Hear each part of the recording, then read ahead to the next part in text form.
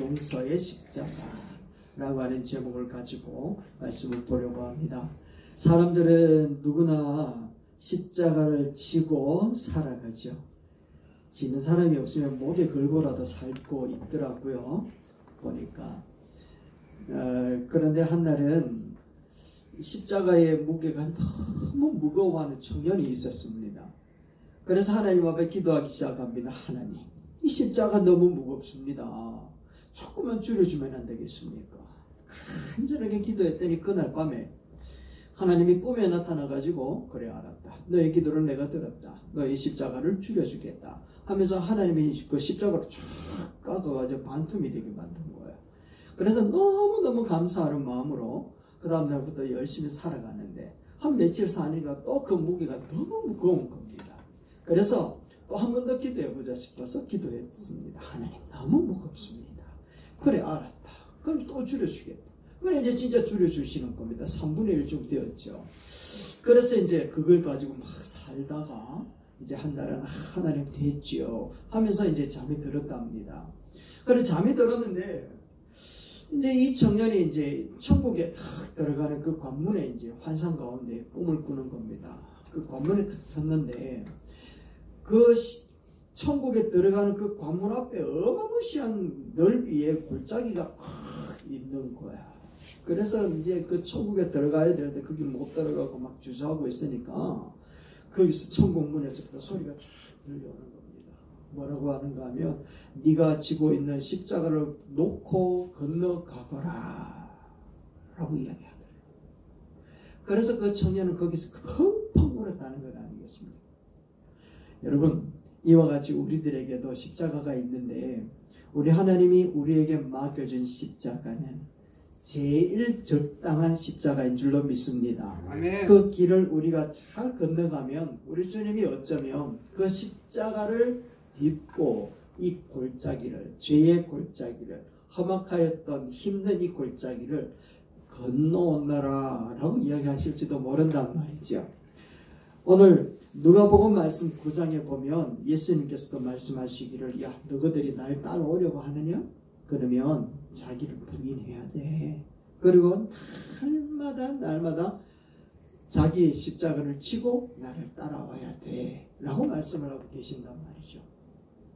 우리가 예수 그리스도를 따라가지 않을 때는 그게 십자가의 문제가 아니었습니다. 그런데 똑같은 일인데도 불구하고 예수님을 따라가려고 하는 마음을 가지고 그 일을 직면하면 그게 십자가의 무게만큼 다가오더라는 거죠. 예수님은 예수를 따라가는 우리 성도들에게는 날마다 자기의 십자가를 지고 따라가도록 우리에게 허락하고 요구하고 있는 줄로 믿습니다. 아멘. 그렇기 때문에 우리는 각자가 자기가 맡겨진 그 십자가를 지고 가야 된단 말이죠. 그런데 문제는 우리의 십자가가 모를 때가 많다라는 겁니다. 그래서 십자가를 모르기 때문에 자기 십자가를 지고 가야 되는데 지지 못하고 있는 사람들이 너무 많이 있어요. 예수님께서 십자가에 달리셔서 그 고통 가운데도 말씀을 하셨어요. 정말 그 또의 그 고통 속에서도 예수님이 십자가 달리셔서 7가지 말을 하셨는데, 그 말을 우리는 가상칠온, 십자가 상에서 7가지의 말씀, 이래서 가상칠온이라고 얘기를 합니다. 그 가상칠온을 말씀을 하셨는데, 그 말씀하실 때 예수님의 심정은 어떤 심정이었을까? 여러분, 우리가 이 말씀을 가지고 묵상을 해봤으면 좋겠어요. 이 극한 고통 가운데에 했던 이 예수님의 그 말씀은 신음소리였을까? 아니면 비명소리였을까? 아니면 예수님의 3년 공생의 엑기스를 이야기를 하시는 것일까? 그 가운데 예수님께서 하셨던 말씀은 어떤 의미가 있을까라는 거예요.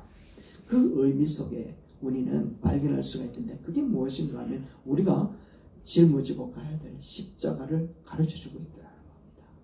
자, 오늘 본문 말씀 우리가 읽었던 말씀인데, 예수님께서 십자가 달리셔서 첫 번째 하셨던 말씀이 바로 이 말씀입니다.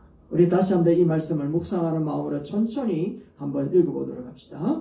예수께서 이르시되 아버지 저들을 사하여 주옵소서. 자기들이 하는 것을 알지 못하느니라 하시더라. 그들이 그의 옷을 나무 제비 뽑을 때 이렇게 목소리가 쩌렁쩌렁하게 소리를 내면 안 된단 말이에요. 어떤 소리? 아버지 저들의 이 정도는 돼요. 아시겠습니까? 이것보다 더 힘이 없었을 수도 있었다라는 겁니다. 그런데 예수님이 십자가 달려 돌아가시는 그 십자가 형별 아래에는 많은 유대인들이 나와서 구경을 하고 조롱하고 있습니다. 심지어는 관원들은요 예수를 비난하고 있고 군인들은 희롱하고 있어요. 심지어 일부의 군인들은 예수님이 입고 있었던 그 나무해져 있는 그 옷을 찢으면서 가지고 있는 거예요. 제비 뽑아서. 그게 무엇을 조롱하는가 하면 왕이 입고 있는 옷을 자기들이 찢어서 가졌다라는 것으로 예수가 이야기했던 모든 복음을 굉장히 조롱하는 행위였거든요. 그런 행위를 하고 있는 그 극도의 상황, 이런 상황을 겪어보지 않은 사람은 아무도 모를 일들이라는 거죠. 여러분들 이런 일을 당해보셨습니까? 당하지 않기를 바랍니다. 이런 상황에서 하나님 앞에 예수님이 뭐라고 기도하시는가 하면 이렇게 얘기를 하는 겁니다. 아버지 저 녀석을 죽여주시옵소서. 이렇게 말씀하지 않고 아버지 저들을 용서하여 주시옵소서. 자기들이 하는 일을 몰라서 그렇습니다 라고 얘기합니다. 그 극도의 고통 가운데에 극한 무리들이 모여가지고 예수를 향하여 최대한 자기들이 할 수 있는 온갖 조롱을 가지고 행하고 있는 그 상황 가운데 예수님이 그들을 변호하고 있다라는 겁니다. 그리고 그들을 용서하고 있다라는 겁니다. 다시 한번 보세요. 자기가 하는 일을 모르니까 아버지 저 사람들이 저러는 거 아니겠습니까? 아버지 용서해 주세요. 이런 기도를 예수님이 하고 있다라는 겁니다. 실제로 예수님이 십자가를 못 박은 이들이 자기들이 하는 짓이 무슨 일인지 모르고 행하고 있는 그 형편이잖아요. 예수님이 하나님의 아들이라는 사실을 알았더라면 그 사람이 그 짓을 했을까요? 저들이 못 받고 죽이고 있는 그 죄인이라고 고백하고 있는 그 모습들이 자기들이 얼마나 큰 죄를 저지르고 있는 것인지 알았다면 그런 짓을 하지 않았을 거라는 겁니다. 진짜 그들은 모르고 그 짓을 하고 있단 말이죠. 예수님이 빌라도에 끌려갔을 때에 시인문을 하고 있었던 빌라도가 아무리 찾아봐도 예수의 죄를 발견할 수 없으니까 뭐라고 이야기하는가 하면 이렇게 얘기를 하고 있습니다. 나는 이 일에 아무 책임이 없다. 나는 저에게서 아무 죄도 찾을 수 없다. 너희들이 책임을 져라 라고 이야기를 하니까 그 유대 지도자들이 나와서 하는 말이 무엇인가 하면 이렇게 이야기합니다. 그 피를 우리와 우리 자손에게 돌릴지어다 라고 이야기를 합니다. 얘네들이 정말 모르고 하는 일이니까 이런 말을 한단 말이죠. 자기들이 얼마나 큰 죄를 짓고 있는지 알았다면 그 후손들에게 예수의 피가 증거되어지기를 이렇게 얘기하지는 않았을 거라는 겁니다. 진짜 모르고 한다는 말이죠. 모르니까 죄를 저지르는데 모르고 저지르는 죄가 알고 저지르는 죄보다 더 큰 죄를 저지르고 있더라는 겁니다. 얼마나 무서운 것인지 자기들이 못 받는 그분이 하나님이 있는 줄 몰랐다라는 겁니다. 그런데 모르고 저지른 죄라고 해서 용서가 될 수 있나? 여러분 대답 한번 해보세요. 모르고 살인을 저지르면 그 사람은 몰랐기 때문에 살인의 죄가 용서가 되냐라는 거야. 모르고 저지르는 죄이기 때문에 하나님의 아들을 십자가에 못 박았다고 해서 저들의 죄가 용서가 될 수 있느냐? 아니라는 거죠. 그 죄값이 어찌 작다고 이야기할 수 있냐라는 거예요. 조금도 그 죄는 작지 않는 크나큰 죄라는 겁니다. 그런데 그런 극심한 고통과 크디 큰 죄를 바라보고 예수님이 하시는 말씀이 무엇인가 하면 하나님 몰라서 저러니까 용서해 주세요. 몰라서 그러니까 용서해 주셔야 되지 않겠습니까? 라고 기도하시더라는 겁니다. 할렐루야. 우리 하나님이 오늘도 우리를 향하여 몰라서 저지르니까 주님 용서해 주세요. 하는 기도가 오늘도 저 천지를 울려 퍼지고 계시는 줄로 믿습니다. 이 기도가 여러분 한번 생각해 보십시오. 기도의 응답을 받았을까요? 안 받았을까요? 받았을까요? 안 받았을까요? 이 기도의 응답은 받았다는 겁니다. 여러분, 하나님의 아들 예수님이 기도하는데 하나님 안 들어줄까? 아니요, 들어주지 않겠습니까? 이 응답은요, 충분히 응답받고도 남았다라는 겁니다. 50일 후에 예수님께서 오순절 때 마가다락방에 그들이 모여서 성령이 쫙 임했다라는 거예요. 그들이 막 방언을 말하고 있는 상황에 베드로가 동네 방네 뛰어나가서 하는 말이 너희가 죽인 예수가 부활하였다 라고 이야기를 하니까 사람들이 전부 다 어찌할꼬 얘기를 하는 겁니다. 그때 이야기하는 말이 바로 이 말이라는 겁니다. 베드로가 외치는 말씀입니다. 너희가 회개하여 각각 예수 그리스도의 이름으로 세례를 받고 죄의 사함을 받으라. 그리하면 성령을 선물로 받으리니 라고 외쳤단 말이에요. 그러니까 이 말을 들었던 유대인들이 다 무릎을 꿇고 주님 앞에 회개를 하는데요. 3,000명이나 되는 많은 무리들이 주님께로 돌아와 주여 우리의 죄를 용서하소서 고백하고 있더라는 겁니다. 예수님의 그 기도는요, 그 자리에서 응답받았다라는 겁니다. 그들에게 성령이 임하고 복음을 받아들이는 것을 보면 예수님이 십자가에서 저들이 몰라서 그러는 거니까 아버지 저들을 용서해 주세요 라고 했던 그 기도가 응답받은 것인 줄로 믿습니다. 아멘. 아멘. 많은 사람들이 말하기를요, 유대인들이 예수님을 십자가에 못 박아 죽였기 때문에 40년 후에 예루살렘이 멸망했다. 심지어는 2000년 동안 나라를 잃어버린 백성으로 불쌍하게 살았다.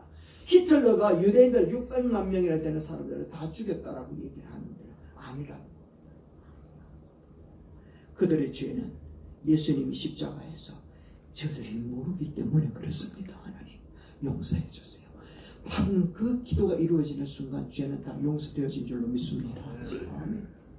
그렇다면 그들이 당하는 어려움과 아픔은요, 악한 어둠의 세력들 앞에 당하는 고통이었다라는 것일 뿐이죠. 죄 때문에 당하는 것은 아니라는 겁니다. 여러분, 왜 그래야만 되는가 하면 바로 이것 때문에 그렇습니다. 십자가에 못 박은 사람은 누구냐? 누가 십자가에 못 박았습니까, 여러분?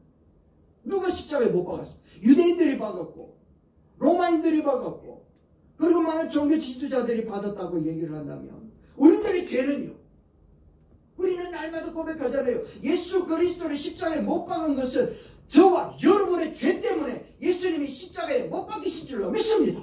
아멘. 우리가 날마다 이런 고백을 하잖아요. 예수님이 십자가에 못 박힌 것은 로마인들만이 십자가에 못 박은 것이 아니란 말이죠. 유대인들만이 십자가에 못 박은 것이 아니란 말이죠. 우리들의 죄 때문에, 우리들의 허물 때문에, 우리들 때문에 예수님이 십자가에 못 박히신 줄로 믿습니다. 아멘. 아멘. 그렇기 때문에 예수 그리스도의 십자가가 그 당시에 저들이 모르고 짓는 것이기 때문에 용서하여 주시옵소서. 그 기도가 이루어지지 않았더라면, 받아들여지지 않았더라면 그 십자가의 죽음은 불완전한 것이고 우리들의 죄도 용서받을 수가 없다라는 걸 얘기한단 말이죠. 그래서 우리 예수님께서 지신 그 십자가는 자기가 하는 것을 알지 못하니까 아버지여 저들의 죄를 사하여 주시옵소서 라고 하는 그 기도의 응답은 그들에게만 이루어진 것이 아니라 오늘 우리에게도 이루어진 것인 줄로 믿습니다. 아멘. 아멘. 얼마나 감사한지. 예수님께서 용서를 구한 기도 때문에 우리에게 구원이 임하였다라는 겁니다. 우리가 얼마나 순간순간마다 실패와 좌절을 경험하고 하나님 앞에서 배신하고 뿐만 아니라 하나님을 향하여 등 돌리면서 불순종했던 죄가 얼마나 많이 있냔 말이죠. 그래서 객관적으로 우리가 주님 앞에 서면 주님이 부끄러워서 주님 앞에 나아갈 수 있는 사람은 아무도 없다라는 겁니다. 그런데 우리 주님이 그때 십자가에서 저들이 모르고 짓고 있으니까 아버지 저들의 죄를 용서해 주세요 라고 하는 그 기도 한마디 때문에 우리가 주님 앞으로 나아갈 수 있는 용기를 얻는 것인 줄로 믿습니다. 네. 아멘. 그래서 우리는 날마다 다시 정결함을 얻을 수가 있게 되어지고 새날의 은총과 은혜를 받을 수 있게 되어지고 예수님께서 십자가의 극심한 고통 가운데 용서의 기도를 하신 그 한마디가 얼마나 다행스럽고 감사한 것인지 온전한 은혜로 감사를 받아들일 수 있게 되기를 주의 이름으로 축원합니다. 아멘. 아멘. 어떤 어린아이가 수업이 다 끝나고 난 다음에 선생님 앞에 쫄래쫄래 쫓아왔다. 그리고 난 다음에 그 떨리는 입술로 선생님 앞에 자기가 썼던 종이를 이렇게 내놓으면서 선생님 새 종이 혹시 하나 있을까요? 이번 거는 망쳤어요 라고 얘기를 하더래요. 온통 보니까 얼룩진 종이에다가 이렇게 막 낙서같이 되어져 있는 거예요. 그 모습을 그 종이를 받아들고 선생님이 깨끗한 새 종이를 이렇게 내어주면서 속삭였다는 겁니다. 얘야 이번에는 더 잘해보렴.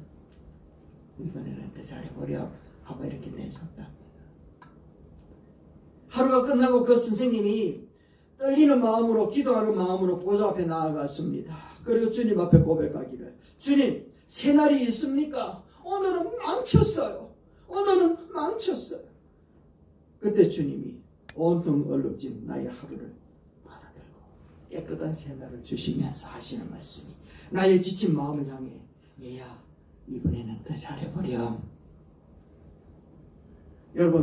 여러분의 지난주는 어땠습니까? 깨끗한 종이로 주님 앞에 나아갈 만큼 그렇게 멋지게 사셨습니까? 우리는 잘해보고 싶어서 몸부림쳤던 삶의 모습이지만 돌아보면 늘 흔적들이 남아서 우리를 힘들게 만들잖아요. 또 망쳐버렸잖아요. 또 구겨져 있는 모습들이 많잖아요. 그런데 우리가 주님 앞에 어떻게 나올 수 있어요? 어떻게 우리가 주님 앞에 나아갑니까? 우리 주님께서 기도하기를 모르고 지었지니까 아버지 용서해 주세요 라는 그 기도 때문에 우리 주님은 오늘도 우리에게 그래 다시 시작해보자. 새날을 주시면서 그래 열심히 다시 한번 살아봐. 이제는 죄짓지 말고 거룩한 모습을 한번 살아봐 라고 하면서 우리에게 용기를 주시고 새날을 주시고 거룩하게 하시는 줄로 믿습니다. 아멘. 십자가의 은혜가 바로 그 부분이라는 거죠. 그렇다면 오늘 우리가 날마다 지고 살아가야 될 십자가는 뭐냐라는 거예요. 여러분 우리는 어떤 십자가의 은혜를 가지고 살아가야 되고 우리가 날마다 붙들고 살아가야 되는 십자가는 무엇이냐라는 겁니다. 그게 무엇인가 하면 바로 용서의 십자가를 우리도 붙들고 살아야 되는 거예요. 우리가 짊어지고 살아야 되는 게 바로 용서의 십자가예요. 많은 사람들은 우리의 생활 가운데 일어나는 어떤 일들을 놓고서 내 십자가니 라고 이야기를 하는데 그게 아니라는 겁니다. 똑같은 일이라도 여러분 내가 예수님을 생각하지 않고 하는 그 일들은 아무렇지도 않게 지나가는 하루였는데 예수님을 생각하는 순간 그것을 감당하기가 너무 어려울 때가 있더라는 겁니다. 그게 손해가 되기도 한단 말이죠. 그게 자존심 상하기도 하더라는 겁니다. 그런데 예수님을 생각하고 예수님을 따라가고 예수님을 닮아가는 우리들에게 있어서는 화를 내고 싶어도 화를 낼 수가 없고 짜증나서 짜증 부리고 싶어도 짜증 부릴 수가 없잖아요. 내 마음에 상처가 되는 놈을 향해서 복수를 하고 싶은데 복수를 할 수가 없단 말이에요. 이게 우리에게 십자가라는 겁니다. 그 일을 스데반이 졌다라는 겁니다. 스데반이 예수 그리스도의 복음을 받아들이고 예수 그리스도의 십자가의 은혜를 용서의 은혜를 받아들였던 이 스데반은 자기를 죽이려고 돌을 던지는 유대인들을 향하여 이렇게 기도하는 겁니다. 같이 한번 읽어봅시다. 무릎을 꿇고 크게 불러 이르되 주여 이 죄를 그들에게 돌리지 마옵소서. 이 말을 하고 자더라. 여러분 인간적으로 보면 이 사람만큼 실패한 사람 어디 있습니까? 공부도 열심히 했고 아는 것도 많았고 능력도 많이 행했던 사람인데 돌 맞아서 현장에서 객사했잖아요. 그런데 복음을 받아들였다. 하늘을 소유한 이 사람이 하는 메시지를 보세요. 예수님의 메시지를 그대로 하고 있는 거예요. 그 자리에서 일어나서 돌을 들고 던지는 사람들을 향해 복수할 수 있는 힘이 있었단 말이죠. 얼마든지 피할 수 있는 능력도 가지고 있었던 사람이었지만 예수 그리스도의 용서의 은혜를 받은 사람이었기 때문에 자기를 향하여 던지고 자기를 죽이는 자를 향하여 뭐라고 이야기하는가 하면 예수님처럼 아버지 저들이 몰라서 그럽니다. 저들이 죄를 사하여 주옵소서. 이런 십자가를 지더라는 겁니다. 여러분 그 자리 현장에서 무리들이 돌을 던지는데 주동자가 있었습니다. 이 사람이 누군가 하면 바로 사울이라고 하는 이름을 가진 바울이었습니다. 그날 이후에 이 바울은 예수 믿는 사람들을 죽이려고 하다가 예수 그리스도를 만나는 역사가 일어납니다. 그리고는 이 복음 때문에 자기가 죽으면 죽으리라면서 복음을 증거합니다. 자기도 스데반과 똑같이 많은 무리들 앞에 돌을 던지면서 맞아서 죽는 입장에 서 있는 그런 상황에 직면하게 됩니다. 그도 동일하게 이런 고백을 합니다. 같이 봅시다. 나의 형제 곧 고력 친척을 위하여 내 자신이 저주를 받아 그리스도에게서 끊어질지라도 원하는 바로다. 아멘. 사도 바울도 복음의 은혜의 십자가를 깨닫고 나니까 자기 삶을 향하여 공격하고 있고 자기를 죽이려고 하는 유대인들을 향하여 아버지, 자들이 몰라서 그렇습니다. 용서해 주세요. 저들이 구원받기를 원합니다. 내가 비록 저주를 받아 그리스도에게 끊어진다 할지라도 저들이 구원받기를 원합니다. 용서의 십자가를 짊어지더라. 십자가는 다른 특별한 일이 아니라는 겁니다. 주님 때문에 갖는 신앙의 자세가 십자가라는 거죠. 예수님을 믿고 따르지 않을 때에는 화도 내고 분노도 나고 손해보는 거 절대로 싫고 자존심 상하는 건 절대로 견딜 수 없는데 예수 믿고 따르고 나니까 용서의 은혜를 마음으로 받고 보니까 그게 용서가 되더라는 겁니다. 어떻게 해요? 아버지, 몰라서 그러는 겁니다. 용서해 주세요. 이게 마음에 다가오더라는 거예요. 여러분, 용서하지 못하는 사람이 얼마나 지옥 같은 삶을 사는지 여러분 아십니까? 경험해 보셨잖아요. 이제 지난주였지만 이 고학교의 가장 아름다운 심벌과 같은 벚꽃이 얼마나 아름답게 폈는지 모릅니다. 참 벚꽃이 아름답게 폈는데 마음에 용서가 되지 않는 사람이 있었습니다. 그 사람이 정말 미운 사람이었어요. 정말 그 사람이 같이 일을 못하겠어요. 그 사람이 없으면 좋겠어요. 이 마음에 미움이 가득한 이 고통 가운데 있었던 이 사람은요, 그렇게 아름답게 피어있는 그 벚꽃이 눈에 들어오지가 않더라는 겁니다. 마음에 이 용서하지 못하는 이 고통 속에 있는 사람은 하나님이 만들어 놓은 이 자연 만물이 아무리 아름다워도 눈에 들어오지가 않아요. 뿐만 아니라 그런 상태에 있는 사람은 상대방이 아무리 옳은 말을 하고 아무리 아름다운 말을 해도 귀에 들려지지 않아요. 싫어요. 판단력, 감정, 미움 때문에 완전히 망가져 버리더라는 겁니다. 밤에 잠도 안 와요. 음식을 먹어도 맛이 없어요.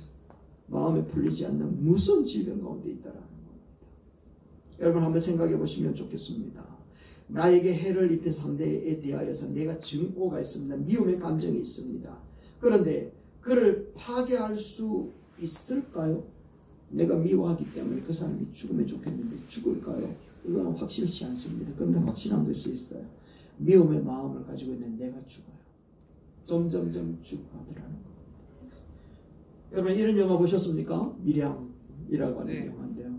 이 밀양이라고 하는 영화에 나오는 이 신애라고 하는 사람 참 재밌죠. 신애, 믿을 신, 사랑해. 믿음과 사랑을 가진 성도들을 향하여 고발하는 모습. 밀양이라고 하는 이 내용에 나오는 이 신의 주인공은요, 남편을 교통사고로 잃어버립니다. 자기 아들과 함께 밀양으로 와가지고 피아노 학원을 하고 살아가는데 이 아들이 어느 날 유괴를 당하여서 죽음을 맞이합니다. 살인자는 운명학원의 원장이었습니다. 준이를 화장하고 난 다음에 신혜라고 하는 이 여인은요, 넋을 잃어버립니다. 완전히 자포자기해버리는 거죠. 그러는 어느 날 정말 하나님의 은혜로 예수 그리스도를 영접하게 되었습니다.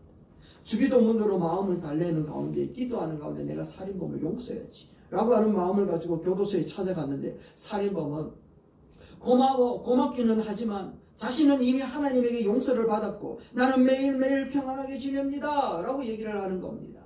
그러니까 이 시내라고 하는 사람의 면회실에서 나오다가 그만 쫄대버리고 신방을 찾아온 목사님과 교우들을 향해서 이렇게 절규합니다. 내가 용서하기 이전에 어떻게 하나님이 먼저 용서할 수 있습니까?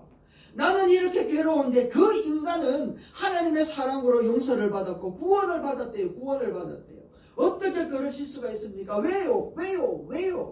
라고 이야기하면서 신애라고 하는 이 사람의 삶은 완전히 변해버립니다.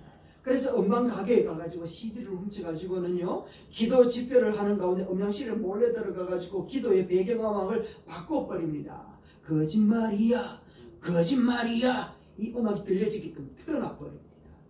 약사인 교회 장로를 유혹하고 철학기도의 장로님의 집에다가 창문에다 돌을 던지고 제정신이 아닌 가운데 이때가 사과를 먹다가 자해를 합니다. 그리고 피범벅이 돼가지고 골목길에 나가가지고는 살려달라고 울부짖는 그 모습을 바라보게 합니다. 신의 삶이 완전히 망가지고 파괴되어져 버리 이전보다 더 참혹하고 비참한 상태가 되어버리죠. 이 영화의 내용은 바로 이겁니다. 용서에 대한 교리를 가르쳐 주는데, 피해자에게 용서를 구하지 않는 삶에 거짓 화해를 폭로하고 있는 겁니다.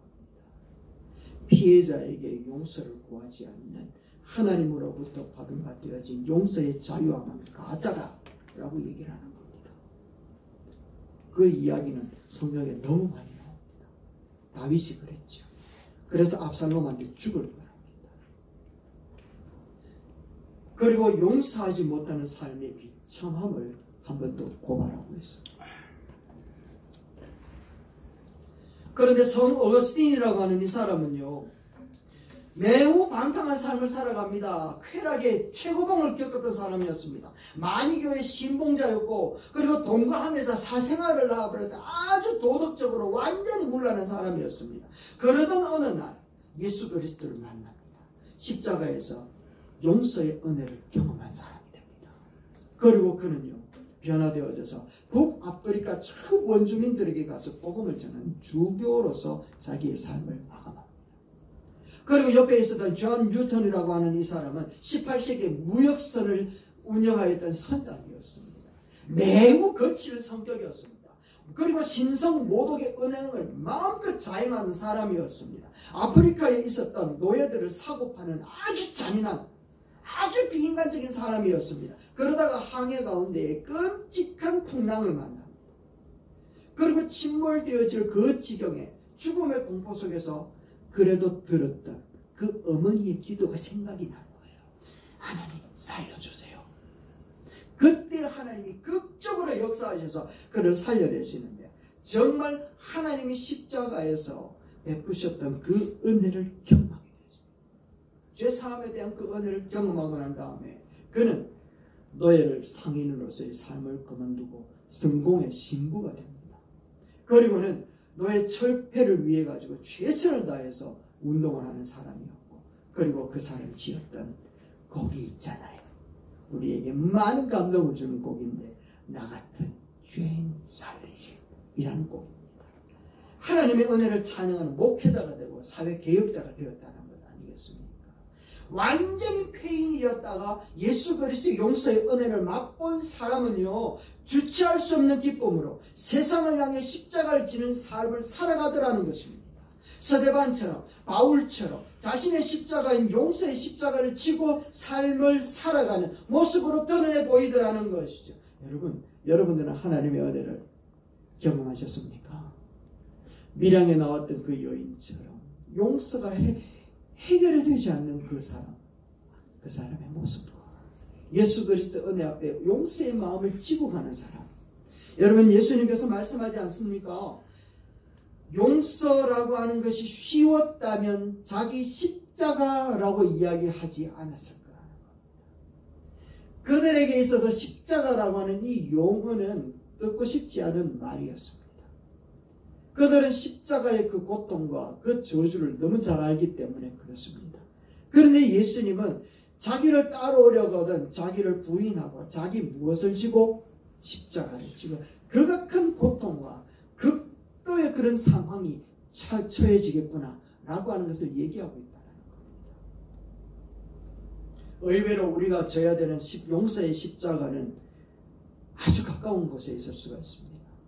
나의 남편일 수도 있고, 나의 아내일 수도 있고, 나의 자녀일 수도 있습니다. 그때마다 우리는 어떻게 기도해야 된다고요?